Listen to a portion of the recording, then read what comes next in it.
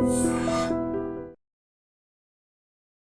Any kind of competitive exam ని crack చేయాలి అనుకుంటే ఏ కైండ్ ఆఫ్ స్కిల్ సెట్ ఉండాలి స్టూడెంట్స్ కి? 3S కావాలి మనకి. First S is the state of mind, next S వచ్చేసి స్కిల్స్, థర్డ్ పాయింట్ స్ట్రాటజీస్. ఇవి మూడు ప్రాపర్ గా బ్లెండ్ అయితే మనం ఎలాంటి కాంపిటేటివ్ ఎగ్జామ్స్ అయినా ఈజీగా క్రాక్ చేయొచ్చు.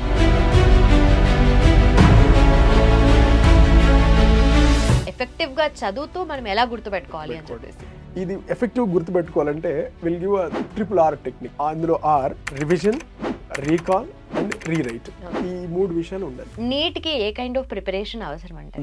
ఎక్కువ బుక్స్ చేయడం, ఏవో అవి చదవడం అవన్నీ కాదు. ఆ NCERT బుక్స్ అని ఉంటాయి. ఆ NCERT బుక్స్ అన్ని తక్కువ నెంబర్ ఆఫ్ బుక్స్, ఎక్కువ టైమ్స్ రివిజన్. ఓకే, ఇది మెయిన్ సక్సెస్ మంత్ర of NEET. Welcome to iDream. నా పేరు లుంబిని. మెడిసిన్ కి దారేది సిరీస్ లో this is second episode. So last episode కి మంచి రెస్పాన్స్ వచ్చింది. దాంతో పాటు చాలా మంది స్టూడెంట్స్ కూడా వాళ్ళ రియల్ లైఫ్ లో ఫేస్ చేసే ప్రాబ్లమ్స్ ని కామెంట్స్ రూపంలో తెలియజేశారు. సో ఈ ఎంటైర్ ఎపిసోడ్ కూడా మీ ప్రాబ్లమ్స్ కి, మీ రియల్ లైఫ్ లో ఫేస్ చేసే ఛాలెంజెస్ అన్నిటికీ కూడా ఒక క్లారిఫికేషన్ ఎపిసోడ్ అన్నమాట. సో మనతో పాటు జాయిన్ అవబోతున్నారు IIT అండ్ నీట్ గురు జయకృష్ణ గారు. ఆయనతో మాట్లాడదాం. Hello sir, welcome to I dream. Thank you అండి. ఫస్ట్ ఆఫ్ ఆల్ ఇలా స్టూడియోకి రావడం, అందరితోటి మన ఐడియాస్, ఒపీనియన్ షేర్ చేసుకోవడం, ఏవైనా మనకు తెలిసిన వాటికి వాళ్ళ క్వశ్చన్స్ సొల్యూషన్స్ ఇవ్వడం, ఇవన్నీ చాలా హ్యాపీగా అనిపిస్తుంది. Thank you for welcoming me. Yes sir. ఐపీఈతో పాటు కాంపిటేటివ్ ఎగ్జామ్స్ మనకి చాలా ఉన్నాయి, లైక్ ఎంసెట్ కానీ, నీట్ కానీ, అలాగే IIT, JEE, అడ్వాన్స్డ్ మెయిన్స్, ఇవన్నీ కూడా చూసుకుంటే ఈచ్ అండ్ ఎవ్రీ కాంపిటేటివ్ ఎగ్జామ్కి different phase of preparation styles మనకు కావాలి కదా. సో ఎలా డిఫరెన్షియేట్ చేస్తాం మనం ఇవన్నీ కూడా ఓవరాల్గా? ఫస్ట్ ఆఫ్ ఆల్ ఇంటర్మీడియట్కి వస్తే మనం మాట్లాడే ఇంటర్మీడియట్ స్ట్రీమ్లో బేసిక్గా ఉండే బోర్డ్ ఎగ్జామ్స్ అంటే IP ఎగ్జామ్ అండి, ఇంటర్మీడియట్ పబ్లిక్ ఎగ్జామ్స్. ఈ పబ్లిక్ ఎగ్జామ్ ప్రిపరేషన్ ఎలా ఉంటుందంటే వాళ్ళు కొంత కంటెంట్ తీసుకోవడం, అది నేర్చుకోవడం, దాని మీద మనకు అంతగా కాన్సెప్చువల్గా క్లారిటీ లేకపోయినా, అంత డీప్ నాలెడ్జ్ లేకపోయినా సరే అది కొంచెం గుర్తుపెట్టుకొని డైరెక్ట్గా యాజ్ ఇట్ ఈస్గా రాసేయచ్చు. Will get the full marks, ఒక మ్యాక్సిమం మార్క్స్. అది IP స్టైల్. అంటే ఉన్న కంటెంట్ని ఎలా అయినా సరే నేర్చేసుకోవడం, దాన్ని ప్రొడ్యూస్ చేయడం. Next level EAMCET. ఇందులో ఏంటంటే కొన్ని ఫార్ములాస్ ఉంటాయి, ఆ ఫార్ములాస్ తీసుకోవడం, అవి నేర్చుకోవడం, మనకి ఇచ్చిన డేటాని ఫార్ములాలు సబ్మిట్ చేస్తే we will get the answer. ఇది ఎంసెట్ స్టైల్, అంటే జస్ట్ ఫార్ములా బేస్డ్ ఉంటుంది. నెక్స్ట్ JEE మెయిన్స్ అండ్ నీట్కి వస్తే ఒక కాన్సెప్చువల్గా మనకు క్లారిటీ ఉండాలి. అంటే ఒక పర్టికులర్ పారాగ్రాఫ్ తీసుకుంటే ఆ పారాగ్రాఫ్లో ఉన్నట్టు నేర్చుకొని మనం ప్రొడ్యూస్ చేయగలిగితే we can't like overcome that competitive exams. We can't అంటే ఆ కాంపిటేటివ్ ఎగ్జామ్స్ అలా క్రాక్ చేయలేం. ఆ కాన్సెప్ట్ ఏంటి, అందులో ఆ కాన్సెప్ట్ నుంచి మనం ఏం నేర్చుకోగలం, అట్లా ఆ కాన్సెప్ట్ మీద క్లారిటీ ఉండాలి. దాన్ని డిఫరెంట్ వేస్లో అర్థం చేసుకొని, ఆ అర్థం చేసుకున్న దాని నుంచి, అంటే మనం అర్థం చేసుకొని అందులో ఉన్న తెలిసిన దాని నుంచి కొత్తగా తెలియని దానికి ఆన్సర్ చేసేటట్టుగా ప్రిపేర్ అవ్వాలి. ఇది కాంపిటేటివ్ ఎగ్జామ్. నీట్ అయినా సరే, JEE అయినా. ఇలాంటి ఒక 2-3 కాన్సెప్ట్స్ని కలిపితే వచ్చేది అడ్వాన్స్ ఎగ్జామ్. సో ఇలాంటి బేసిక్ డిఫరెన్స్ ఉంటుంది IPకి, ఎంసెట్కి, NEET or JEE mains and the advance. Okay. So any kind of competitive exam ని క్రాక్ చేయాలి అనుకుంటే ఏ కైండ్ ఆఫ్ స్కిల్ సెట్ ఉండాలి స్టూడెంట్స్ కి? సో స్టూడెంట్స్కి ఎలాంటి స్కిల్స్ ఉండాలి? ఈ స్కిల్ సెట్ విషయానికి వస్తే నేను వాటిని 3గా తీసుకుంటా. వాటికి ఒక 3S కావాలి మనకి. ఆ 3S ఏంటంటే, first S is the state of mind. అంటే ఈ కాంపిటేటివ్ ఎగ్జామ్స్ ప్రిపేర్ అవ్వాలంటే మనకి ఎలాంటి మైండ్ సెట్ ఉండాలి? ఫస్ట్ ఆఫ్ ఆల్ మనం ఎందులో ఉన్న సక్సెస్ కావాలంటే మనకు ఉండాల్సిన 2 ముఖ్యమైన విషయాలు ఏంటంటే, ఆ విషయం గురించి నేను సాధించగలను అనే పట్టుదల ఉండాలి, నేను చేయగలను అనే నమ్మకం ఉండాలి. ఓకే, అంటే ఆ సంకల్పం, పట్టుదల 2 అవి మనకు ఉండాలి ఫస్ట్. అంటే మనం మెంటల్గా ప్రిపేర్ అయిపోవాలి. నేను ఈ కాంపిటేటివ్ ఎగ్జామ్ ప్రిపేర్ అవుతున్నాను, అది ఒక 2 years తీసుకుంటుంది, లేదా 1 year తీసుకుంటుంది. ఈ 1 year మధ్యలో కొన్ని డిఫికల్టీస్ వస్తాయి, వచ్చినా సరే నేను దీన్ని వదిలేయకుండా 100% నా బెస్ట్ ఇవ్వగలను అని ముందుగానే ప్రిపేర్ అవ్వాలి. ఎందుకంటే ఈ ప్రిపరేషన్లో ఒక 1 year 2 year తీసుకుంటే మధ్యలో కొన్ని డిస్టర్బెన్స్ వస్తాయి, కొన్ని ప్రాబ్లమ్స్ వస్తాయి. అలా ప్రాబ్లమ్స్ వచ్చినప్పుడు ఎందుకు ఎక్కువ మంది అందరం స్టార్ట్ చేయాలి, క్రాక్ చేయాలని ప్రిపేర్ అవుతాం. బట్ ఆ ప్రాబ్లం చూడగానే మనం దానికి మెంటల్గా రెడీ అవ్వకపోవడం వల్ల మధ్యలో ఆ ప్రాబ్లం వచ్చినప్పుడు వదిలేస్తూ ఉంటాం. బట్ అలా ఉండకుండా ఫస్ట్ మనం మెంటల్గా ఫిక్స్ అయిపోవాలి. ఓకే, నేను ఖచ్చితంగా నాలో దీన్ని క్రాక్ చేయగల పొటెన్షియల్ ఉంది, ఐల్ గివ్ మై బెస్ట్. అలాంటి మైండ్ సెట్తో ప్రిపేర్ అవ్వాలి. నెక్స్ట్ S వచ్చేసి స్కిల్స్. ఓకే, నాకు ఒక మంచి మైండ్ సెట్ ఉంది అంటే కుదరదు. ఓకే, ఇది క్రాక్ చేయాలంటే ఎలాంటి స్కిల్స్ కావాలో అవన్నీ నేర్చుకునేంత డిసిప్లిన్ ఉండాలి. అంటే ఆ స్కిల్స్ అన్ని నేర్చుకోవాలి. ఓకే, ఒక ప్రాబ్లమ్ సాల్వ్ చేయాలంటే మనం ఎలాంటి మెథడ్స్ ఫాలో అవ్వాలి, ఆ పర్టికులర్ జనరల్గా బయటకు వచ్చి ఎక్కువ టైంలో సాల్వ్ చేయగలం. ఆ పర్టికులర్ టైం పీరియడ్లోనే చేయాలంటే వాటికి ఎలాంటి స్కిల్స్ నేర్చుకోవాలి. సో అలాంటి స్కిల్స్ అన్ని మనం అడాప్ట్ చేసుకుని నేర్చుకోగలిగేటట్టు ఉండాలి.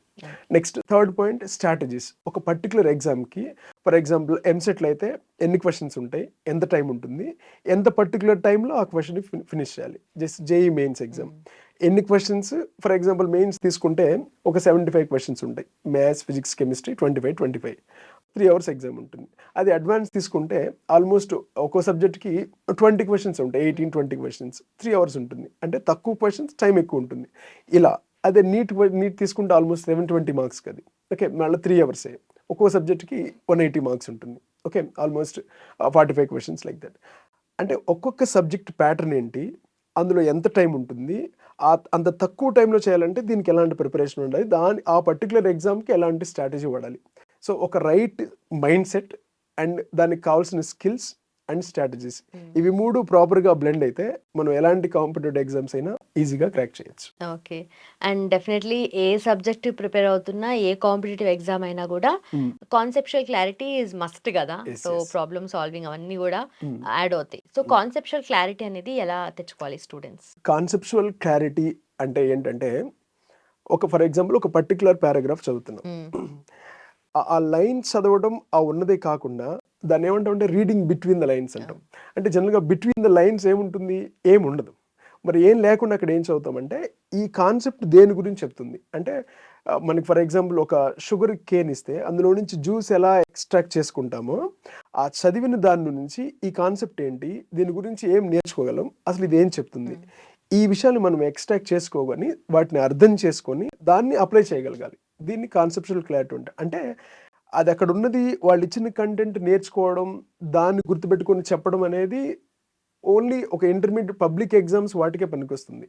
ఇలాంటి కాంపిటేటివ్ ఎగ్జామ్స్ ఉండాలంటే వీటిని ప్రాపర్గా అర్థం చేసుకోవాలి. అర్థం చేసుకోవడం అంటే అట్లా అంటే దాన్ని 360 degreesలో ఇది ఎందుకు, 5 Whys అంటే 5 Ws అంటారు. అది ఏంటి, ఎందుకు, ఎట్లా, అది లేకపోతే ఏంటి, ఉండడం వల్ల బెనిఫిట్ ఏంటి, ఇలాంటి ఎక్కువ క్వశ్చనింగ్. ఇట్స్ నాట్ అబౌట్ అంటే మనం దానికి ఆన్సర్ తెలుసుకోవడం కాకుండా దాన్ని అన్ని డిగ్రీస్లో క్వశ్చన్ చేసేటట్టు చదువుకోగలడమే కాన్సెప్చువల్ క్లారిటీ. ఎప్పుడైతే ఇలాంటి వై అనే నేచర్ని మనం ఎక్కువ డెవలప్ చేసుకుంటామో మనకి ఎక్కువ క్లారిటీ వస్తుంది. ఇలా చదవడమే కాన్సెప్చువల్ క్లారిటీ. అంటే దానికి సంబంధించిన అన్ని విషయాల మీద మనం కమాండ్ తెచ్చుకోవడం. అప్పుడు ఎలాంటి క్వశ్చన్ వచ్చినా సరే ఆన్సర్ చేయగలం. అండ్ దట్స్ వాట్ ఇలాంటి అంటే ఈ పారాగ్రాఫ్ నుంచి ఏం నేర్చుకోవాలమో ఎగ్జామినర్ ఒక క్వశ్చన్గా ఫ్రేమ్ చేస్తాడు. మన ప్రిపరేషన్, మన అప్రోచ్ కూడా అలా ఉంటే అప్పుడు అలాంటి క్వశ్చన్ మనం ఈజీగా ఫేస్ చేయగలం. అలాంటి ప్రిపరేషనే conceptual clarity. Okay. So definitely ప్రతిది కూడా ఈజీ అయిపోతుంది. But majority of the students problem and comments లో వాళ్ళు అన్నది ఏంటంటే గుర్తుండట్లేదు. ఎంత చదివినా, ఎంత ఎఫెక్టివ్ గా చదివినా గుర్తుండట్లేదు. సో ఎఫెక్టివ్ గా చదువుతూ మనం ఎలా గుర్తుపెట్టుకోవాలి అని చెప్పేసి. ఎక్కువ మంది నేను బాగానే చదువుతున్నాను బట్ నాకు ప్రాపర్ గుర్తుండలేదు, త్వరగా మర్చిపోతాను అలా ఉంటారు. దీనికి కూడా ఏంటంటే ఇది ఎఫెక్టివ్ గుర్తుపెట్టుకోవాలంటే will give RRR technique like RRR. అందులో R revision, recall and rewrite, ఈ 3 విషయాలు ఉండాలి. జనరల్గా ఫస్ట్ వన్ రివిజన్కి వస్తే మనం ఒక పారాగ్రాఫ్ ఏదో ఒక కంటెంట్ చదివేస్తాం. విజన్ అంటే చూడడం, అంటే జస్ట్ చూడడం అంటే నార్మల్గా జస్ట్ ఒక వేర్ లుక్లో అలా కాకుండా ఇందులో ఏముంది ఎగ్జాక్ట్గా, డెప్త్కి వెళ్తే కొంది ఎందులో నుంచి ఏం నేర్చుకోగలం, అందులో నుంచి ఏం ఎక్స్ట్రాక్ట్ చేయగలం. అలా విజన్ అయిపోయిన తర్వాత రీవిజన్, దాన్ని మళ్ళీ ఒకసారి చదవడం. అంటే మనం ఎవరైనా సరే ఎంత ఐక్యూ ఉన్నా ఒక 24 hours దాన్ని మళ్ళీ ఒకసారి రివైజ్ చేయకపోతే అంత ఎఫెక్టివ్ గుర్తుపెట్టుకోలేము. సో మనం ఎప్పుడైతే ఒక దాన్ని చదివామో మళ్ళా దాన్ని రివిజన్ చేసుకోవాలి. That is a revision. Next recall అంటే ఏంటంటే మననం చేసుకోవడం. మనం చదివిన దాన్ని, మనం ఏదో ఫ్రీగా ఉన్నాం ఏ టైంలో జస్ట్ ఇది ఒకసారి మళ్ళీ దాన్ని రీకాల్ చేసుకోండి. ఓకే, ఈ కాన్సెప్ట్ దీని గురించి, ఓకే ఎక్కడన్నా క్లారిటీగా ఉంది, ఏదైనా పాయింట్ మిస్ అయిపోయానా దాన్ని ఒకసారి మళ్ళీ చేసుకోవడం, దీన్ని రీకాల్ అంటాం. అండ్ థర్డ్ వచ్చేసి రీరైట్. ఇలా అయిపోయిన తర్వాత అందులో ఉన్న కీ పాయింట్స్, ఓకే ఆ ముఖ్యమైన పాయింట్స్ ఏముంటాయో వాటిని ఒకసారి రాయగలగాలి. రాస్తే మనకు క్లియర్గా అర్థమవుతుంది మనం చదివింది ఎంతవరకు, మనం అంటే ఎన్ని గంటలు చదువుతున్నాం. అండ్ అలాంటి క్వశ్చన్ కూడా వచ్చింది, అంటే ఈ ప్రిపరేషన్ ఎన్ని గంటలు చదవాలి, ఎన్ని గంటలు చదవడాన్ని ముఖ్యం కాదు, కానీ మనం చదువుతున్న టైంలో ఎంత ప్రొడక్టివ్గా చేస్తున్నాం, ఎంత నేర్చుకోగలుగుతున్నాం, ఎంత లోపల తీసుకోగలుగుతున్నాం. అంటే ఇలా అయిపోయిన తర్వాత దాన్ని రీరైట్, ఆ చదివిన ఒక 1 పేజ్ ఆర్ 2 పేజెస్లో అందులో ఉన్న కీ పాయింట్స్ ఒకసారి మళ్ళీ రాసి మనం చెక్ చేసుకోవాలి 100% నేను రీప్రొడ్యూస్ చేయగలుగుతున్నదా. ఇలా కంటిన్యూస్గా చేస్తుంటే మనకు ఐడియా ఉంటుంది, అంటే మనం ఎంత ప్రొడక్టివ్గా కూర్చుంటున్నాం, ఎంత ప్రొడక్టివ్గా చదువుతున్నామని. సో మన మీద మనకు ఆ క్లారిటీ ఉంటే, ఎక్కడైనా గ్యాప్స్ ఉంటే అవి ఇంప్రూవ్ చేసుకోగలిగితే హ్యాపీగా గుర్తుంటుంది. అండ్ మనం చదివే ముందే మైండ్లో ఫిక్స్ అయిపోవాలి. ఫర్ ఎగ్జాంపుల్, ఇప్పుడు ఏదో ఈ మైక్ అనుకుందాం, ఈ మైక్ జస్ట్ ఇలా పెట్టేసి ఇప్పుడు వెళ్ళిపోయాం, మళ్ళీ వచ్చినప్పుడు మనకు గుర్తుంది. అలా కాకుండా నేను వెళ్ళే ముందే ఇచ్చేసి వెళ్ళిపోయాను, నేను మళ్ళీ నెక్స్ట్కి వచ్చేసేప్పుడు ఈ మైక్ మిమ్మల్ని అడుగుతాను మీ దగ్గర ఉంచుండని. అప్పుడు మీరు నెక్స్ట్ వచ్చినప్పుడు నాకు ఈజీగా ఇచ్చేస్తారు, ఎందుకంటే నేను చెప్పాను ఆల్రెడీ నేను మళ్ళీ వస్తాను, ఓకే సార్ మళ్ళీ వస్తాను ఇస్తానన్నారు కాబట్టి మీకు గుర్తుంటుంది. అలాగే మనం చదివే ముందే నేను ఒక 1 అవర్ తర్వాత మళ్ళీ ఈ క్వశ్చన్ అని రివైజ్ చేస్తానని మన బ్రెయిన్కి మనమే చెప్పుకోవాలి. అప్పుడు ఏంటంటే మన బ్రెయిన్ అలర్ట్గా ఉంటుంది. సో మనం రాసేటప్పుడు హ్యాపీగా అది గుర్తొస్తుంది. సో ఏదో బేర్గా చదివేస్తున్నాం అలా లైట్గా వెళ్ళకుండా ఆ సీరియస్నెస్ మన బ్రెయిన్కి సజెషన్ ఇవ్వాలి. ఒక నేను 45 మినిట్స్ తర్వాత, అండ్ బెస్ట్ ఈజ్ కంటిన్యూస్గా 2-3 అవర్స్ చదవకుండా ఒక 1 అవర్ తీసుకుంటే అందులో 45 మినిట్స్ చదవటం, నెక్స్ట్ 15 మినిట్స్ అసలు నేను చదివిన దాన్ని ఎంత % రీటైన్ చేయగలుగుతున్నాను అని దాన్ని చెక్ చేసుకోవడానికి ఇలా రాస్తూ ఉండాలి. ఇలా రాస్తుంటే మనకి ఎక్కడో గ్యాప్ అనిపించింది, నేను ఎక్కువ రీప్రొడ్యూస్ చేయలేకపోతున్నా అండ్ ఇమీడియట్గా మనకు తెలిసిపోతుంది. అప్పుడు నెక్స్ట్ టైం మన బ్రెయిన్కి సజెషన్ ఇవ్వాలి. సో తక్కువ రీప్రొడ్యూస్ చేస్తున్నాను, నెక్స్ట్ టైం 45 మినిట్స్ తర్వాత నేను మళ్ళీ అడుగుతాను, సో జాగ్రత్తగా చదవాలి అని మనకే చెప్పుకొని అలా సీరియస్గా చదవడం మొదలు పెడితే ఇనిషియల్గా కొంచెం తక్కువ ఉన్నా సరే విత్ ఇన్ లెస్ టైంలోనే మనం ఎక్కువ గుర్తుపెట్టి అది చాలా ఇంప్రూవ్ చేసుకోవచ్చు ఇలా ఫాలో అయితే. So RRR technique, RRR, rewrite, recall and revision. And also talking about NEET, so NEET కి ఏ కైండ్ ఆఫ్ ప్రిపరేషన్ అవసరం అంటే ఇప్పుడు నీట్ కౌన్సిలింగ్ జరుగుతుంది, అంటే ఎలాంటి ప్రిపరేషన్ ఉంటే బెస్ట్ ర్యాంక్ తెచ్చుకోవచ్చు అట్లా.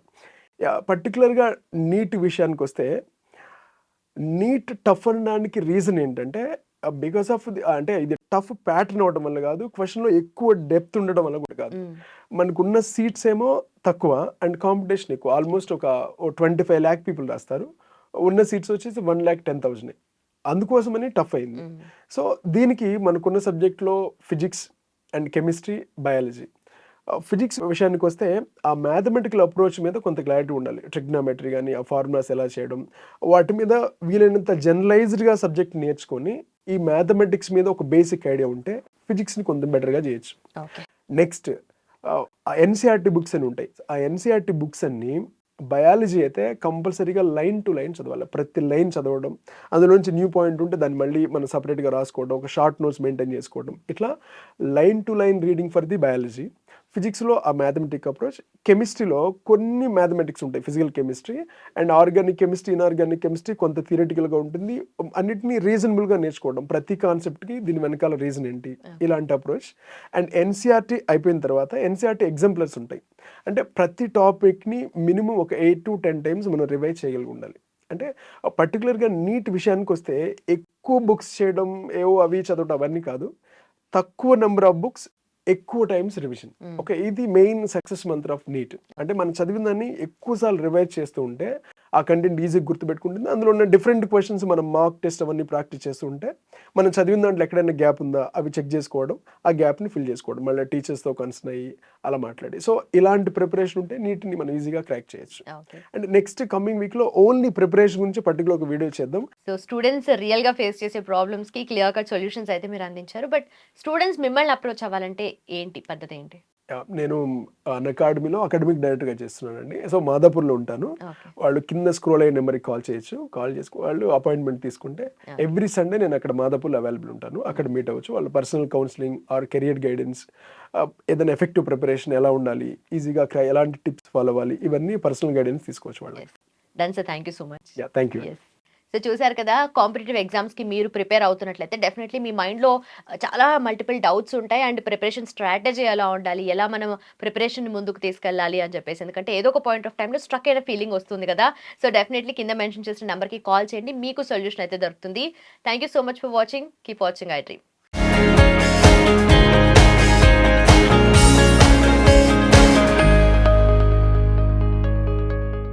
And for more videos, please subscribe to iDream. Please subscribe to iDream. Please subscribe iDream. And please subscribe to iDream. For more videos, subscribe to iDream. Please like, share, and subscribe to the channel. Congratulations, iDream. Subscribe to iDream. Subscribe to iDream. So subscribe to iDream Media. iDream की iDream team अंदर की huge congratulations. Please subscribe iDream Media. Please subscribe to iDream. Subscribe iDream. Please subscribe to iDream. iDream అంటే నా కళల channel subscribe చేసుకున్న నోరు తిరుగుతలేదు, మీరైతే గంట గుర్తు కొట్టండి. For more such videos, please subscribe to iDream. Subscribe to iDream. Please subscribe to iDream. Please subscribe iDream Media. Please do subscribe to iDream. Please subscribe to iDream Media. For best entertainment and information, please subscribe iDream. And don't forget to subscribe to iDream.